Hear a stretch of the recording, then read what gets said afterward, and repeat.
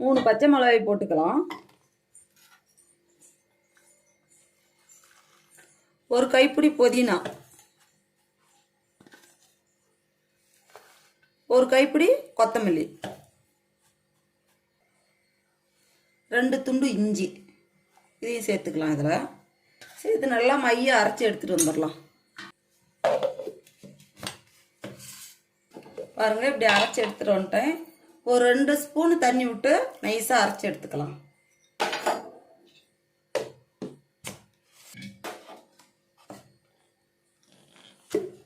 பாருங்கள், நல்லா நைஸாக அரைச்சிட்டு வந்தாச்சு.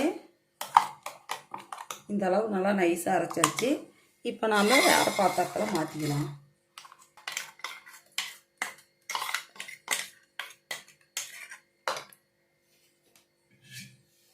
இதில் தண்ணி ஊற்றி நல்லா அலசி எடுத்து ஊற்றிக்கலாம். இதுக்கு தண்ணி தான் அதிகமாக தேவைப்படும்.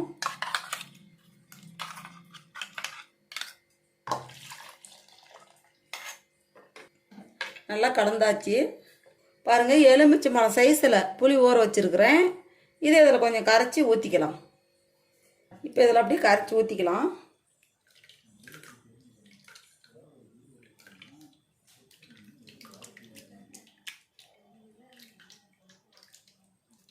எலுமிச்சை பழம் சைஸு இதில் புளிஞ்சு விட்டால் புளிப்பெல்லாம் கரெக்டாக இருக்கும்.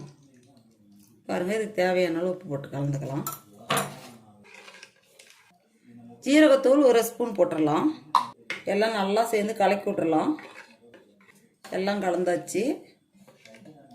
இப்போ பானிபூரி ரசம் ரெடி ஆயிடுச்சு. ரெடிமேடு பானிபூரி வாங்கியிருக்கிறேன். இதை பொரித்து எடுத்துக்கலாம்.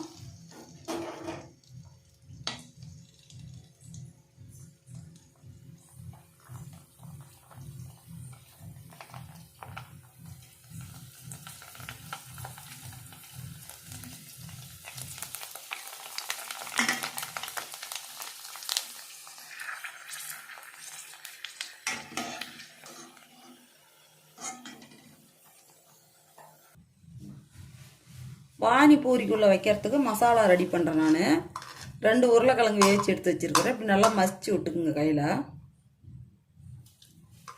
நல்லா வெந்திருக்கணும், இல்லைன்னா மசிக்க முடியாது. நான் உப்பு இதுலேயே அதிகமாக போட்டு வேவிச்சிருக்கிறேன். அதனால் இப்போ தூள் உப்புலாம் போட தேவையில்லை. கிழங்குலேயே போட்டு வேவிச்சு எடுத்துருக்கிறேன். உருளைக்கிழங்கெல்லாம் பாருங்கள் மசிச்சு விட்டுட்டேன். இப்போ வந்து பொடியாக நறுக்கின வெங்காயம், 1 வெங்காயம் இதில் சேர்த்துக்கலாம். கொஞ்சம் கொத்தமல்லி இலை சேர்த்துக்கலாம். எல்லாம் சேர்த்து இதை கலந்து விட்டுக்கலாம். பாருங்கள், எல்லாம் கலந்தாச்சு.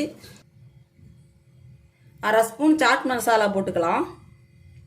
கொஞ்சம் மிளகாத்தூள் போட்டுக்கலாம். பாருங்கள், எல்லாம் சேர்ந்து கலந்து வச்சாச்சு. இப்போ பூரிக்குள்ளே அந்த மசாலா வைக்கலாம்.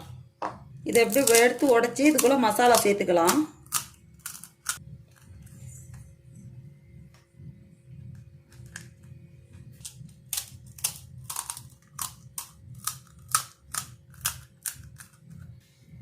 பாருங்கள், மசாலாவெல்லாம் போட்டு வச்சுட்டேன். இதில் ரசம் ஊற்றிக்கலாம். பாருங்கள், எல்லாம் போட்டாச்சு. சாப்பிட்டு பார்க்கலாம்.